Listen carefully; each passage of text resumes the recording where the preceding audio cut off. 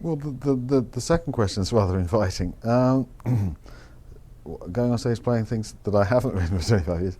Yeah. Um, in a way, this idea Masterworks and the ideas that started it going between John and I suggested to John that we look at that material because it says more about Yes than the other material that we usually play. So this idea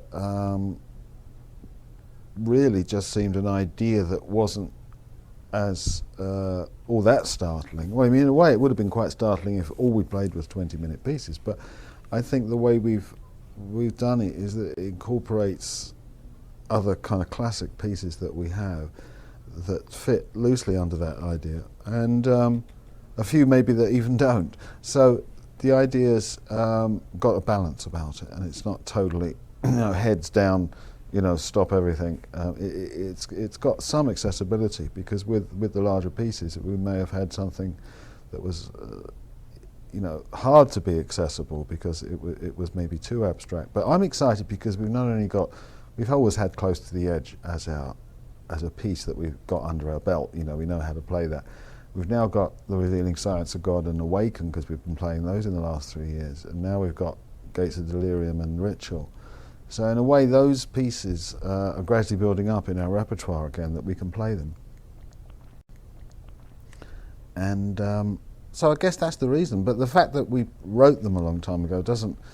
Well, I mean, we've always played music from the 70s. It's always been a core element in our set list. But of course, last year we were doing The Ladder, so in a way it's quite refreshing. Last year we were doing The Ladder, which was, a new album, and we were enjoying that, and now we're enjoying this. So it doesn't really interest me when something was written. Well, it does from the emotional point of view, but as far as changing the way I feel about it or changing my desire to play it, it doesn't really. Sometimes I like the older material more myself because it's more solid, and it was well written, very sometimes strangely but interestingly arranged, and so we're learning about our old music all at the same time. It's difficult, but I mean, there's only some songs that really aren't difficult. You know what I mean? Like maybe Us Any Good People is like the ultimate. That's not difficult, right? Although when Yes played it in the 80s, they never played it quite the same. They never recreated the musicality that Chris and I do on our bass. So I like the fact that we do that pretty well, but it's not difficult. Gates is colossally difficult. It's taken a lot of rehearsal, not only on my own time when I sat there for about a week, really detailing the pieces we're playing now. Other pieces that we didn't actually play, I know better than I used to. So, but these ones saw the light of day. So they're still very challenging. Yeah, there's a lot of there's a fair amount of clarity needed to play it. If you're not very clear, then you're not going to be too sure where you are at any one time, because some of it needs to be. Well, with me, it needs to be. Well, with all of us, it needs to be in our memory, not on a piece of paper with a chord chart. So, besides the fact I don't play well, particularly when I've got bits of paper in front of me anyway, or I don't look at it. When I play well, I'm not looking at the piece of paper, because the notes sometimes help. Like they did a little bit with Gates. I had some notes that gave me to remember each time I come in with a particular theme, what key it's in, what's the first note. Because the strange thing about Gates is sometimes it's the same theme but a different start note. And that was a bit boggling at the time. I thought, God, will I ever get this right? But I then realised the plot, that X amount of times it's played from the original position, and then it starts changing. So there were some times when even notes were necessary for me, and I rarely use them because, as I say, I don't play particularly. I might just have one chord sequence that's laying around somewhere in case I'm 3 chords in and I can't remember what the next chord is. But once I'm on stage, I can't bear anything like that. All right, so for this next part of the interview... It certainly didn't dictate. I don't think I'm happy to be in a group that's being dictated to by anybody, let alone even our favourite people like our audience don't have the insight to... Like, we dreamed up this idea. We had the insight to do that, to go back at this time. But it wasn't... That was before we decided to have a poll to see what the most popular pieces were, which I think, you know, some people did take rather literally at first, but then when the word spread that some of us were feeling that this was just, you know, a great guideline to have, but not something that we could then obey, or find that, you know, that's all we're going to play is the first 7 songs on the list. You know, I don't think that's what I heard. You know, what I heard in my mind was they're the songs, that's the way the synchronicity has gone with the order of that. And I mean, calculations and you know, analysing numbers is very interesting, and that's what that was really about. You know, and it so happened that, you know, I did the same thing recently on my site where I asked about if I was going to play any acoustic music that was drawn from Yes. You know, what pieces would you like to hear me play? That did the same thing. It gave me some order of where it was. They all picked the same piece I wanted to play anyway. But I still don't know whether I'm going to be able to do it. I mean, I haven't actually dreamed up the idea yet of the acoustic Yes music component in my next acoustic project that I'm releasing next year. It may happen, it may not. I mean, I hope it does, but there again, it might not. Now, since Well, John's much broader thinking and doesn't.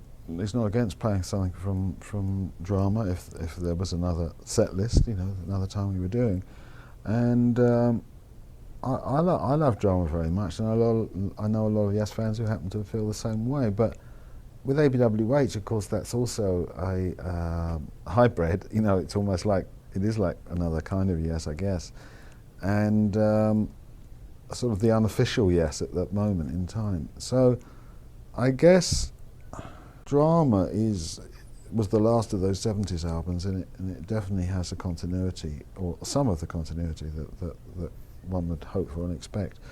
And Answer Move Wait and How was in some ways quite adventurously recorded, and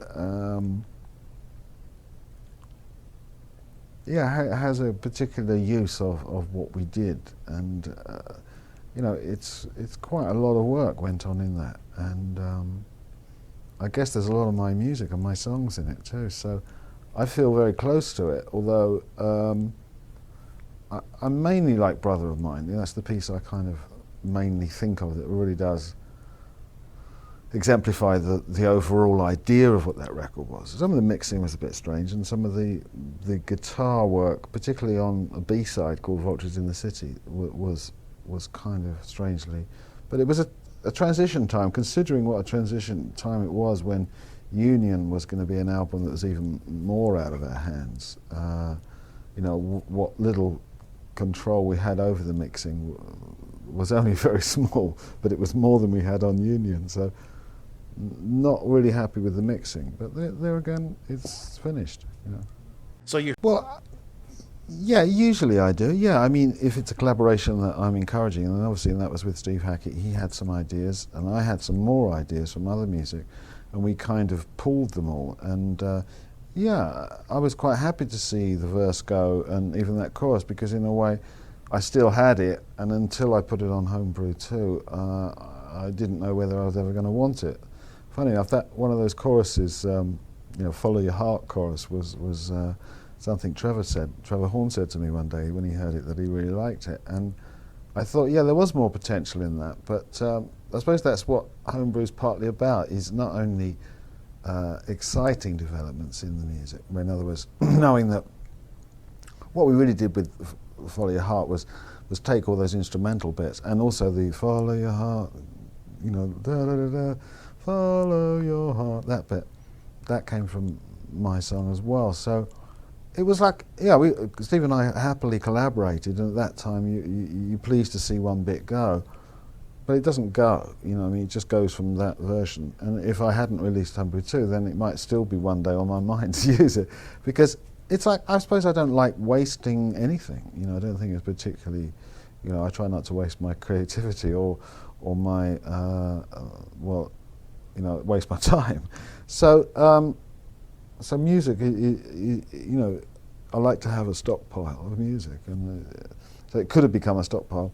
So no, I'm quite happy when collaborations evolve like that. And the other thing I was trying to say was that sometimes, like in that example as well, it's there's also a different piece, like Masquerade, if anybody has noticed, has got some other bits of music in it which really are good, you know.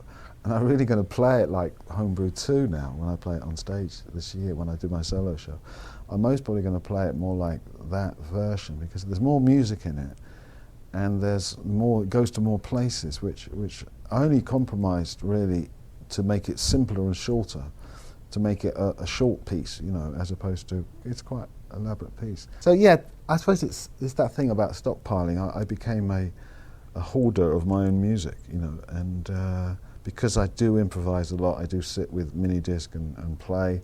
I get loads of mini discs, I listen to them back, I chuck out a few ideas, I pull a few ideas, and then I wait till I need them. He's a bit like a squirrel, you know, it comes down from the tree, gets a few nuts, sticks them under the ground.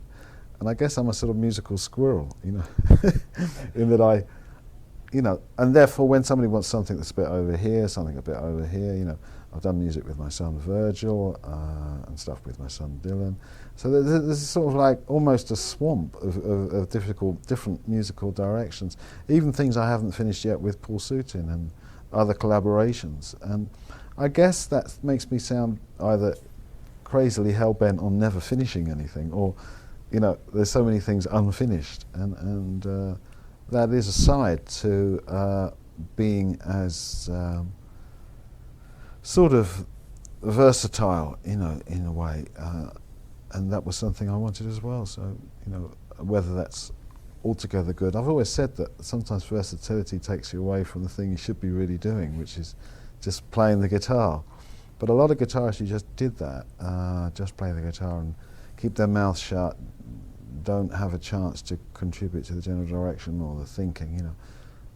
I suppose that wasn't for me, you know, and you know, I wouldn't have said it 20 years ago, but yeah, I'm sort of opinionated and you know, these things. And I don't like to get my own way. I like to get what's best for the situation. Of course, when I'm, you know, doing things like Homebrew 2, I'm very freewheeling with everything, because it's, you know, I can mess with it any way I want. Yeah, it has got quite a lot to do with the Keys time, because that was a strange time when I was suddenly back in Yes. I didn't exactly anticipate that, and therefore I was just going about my jolly way, and the phone rang, and so the music I put into Keys 1 and 2 was, I mean, I've always been able to say to the guys, you know, oh, I've got an idea, this is it, sort of thing, you know. Sometimes, you know, you just got a riff and you just need to play the riff, but if you want to play a piece of music, then it's pretty handy if you can play it to somebody, because instead of, I think what I found very difficult when I was young was I had this idea about my music and nobody ever seemed to hear it, you know what I mean, because I heard it about what I wanted to do with, say, a tune, so I'd play them a tune on the guitar, and they'd look at me sheepishly going, well, that's got a lot of chords in it, are you going to sing it? And all this stuff would happen. And before I knew it, when I started recording, then I could start to, you know, think that I could then present my music better and better. And even when I was in Asia, I wasn't doing that very well, because I'd only really gone multi-track in 1980. So by the time the mid-80s came along, I was getting better at making music. All right. Yeah, it isn't so much that, you know, I'm scraping somewhere to find it, but I've actually got a batch of ideas that kind of fit into that scheme, and also things that are like literally homebrew, if you like, more pieces that are fit into that category directly. But it depends. I'm keeping that option open, yeah, because I never thought I'd enjoy seeing like volume of something coming through. It's very exciting, feel a bit more like an author than a musician, you know, because this stuff's kind of thrown off me when I don't even know what the music is myself, really. You know, I'm just inventing it.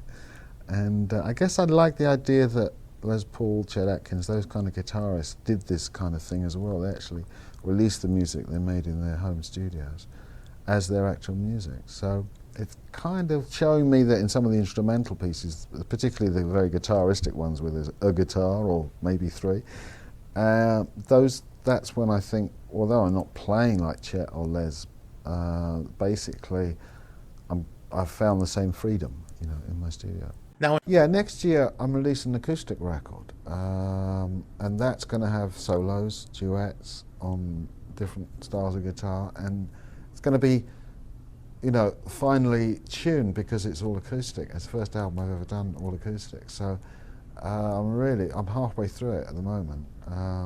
Before this tour, I recorded half of it, and hopefully over the course of the rest of the year, I'll find the other half quite easily. So that's been like a pipe dream, you know. It finally came along. You know, my label said, we'd like you to do that album. So, you know, that to me is pretty big because it ties in with why I'm doing the acoustic tour or the solo tour, because I need to flex the one-man possibility almost to the maximum, you know, so that what I'm present a few new tunes on this tour, which I usually do to some extent, but this time it will be new tunes about to come out, and you know, there will be fireworks and the spaceship will come hurtling through the stage afterwards, and I'll disappear in a cloud of smoke and lots of theatrics and flashing lights. Actually, none of those things at all, because I loathe all those things. I quite like the respect that classical music demands of the show. Nothing. To me, lighting is everything. You know, lighting is a show to me in the visual sense. Everything above that is reasonably superfluous, particularly strobe lighting, which I find. But you know, yes is a hodgepodge of different people's ideas, and it needs to have most probably a cross section of just about everything in the world, plus the kitchen sink, we say in England. now as There are, yeah. We've got some very good plans for next year. We're going to take a lot of this year off and do our own things. That after, you know, this era, the ladder, and then this sort of very, I think the word's posthumous or something, a very, you know, quite revered concept of playing bigger pieces more. And I guess that's given us an idea that what we do next has a certain importance about it, that we've got to think through things, we've got to sift through things, we've got to come up with, well, we have an idea, which I can't tell you about, you know, we have ideas for some things that most probably will, you know, will hold water and will work next year. So until then, I don't know how much we're saying about anything, if anything at all, really. We're just saying that, you know, there's going to be time for me to tour and for John and all the band to, you know, reassess the situation, what they're up to, hopefully get all our lives in order. We've been more or less on the road for 3 years. And we've been making records abroad, you know, in different countries, alien from all of us. So it's been a very hectic time, and we need to just mellow out, you know, on yes. So, you know, I would predict that there'll be something, you know, that we're shaping that's, you know, something unlike anything we've really done before. You know, there's something cooking. We're cooking something in the oven. so there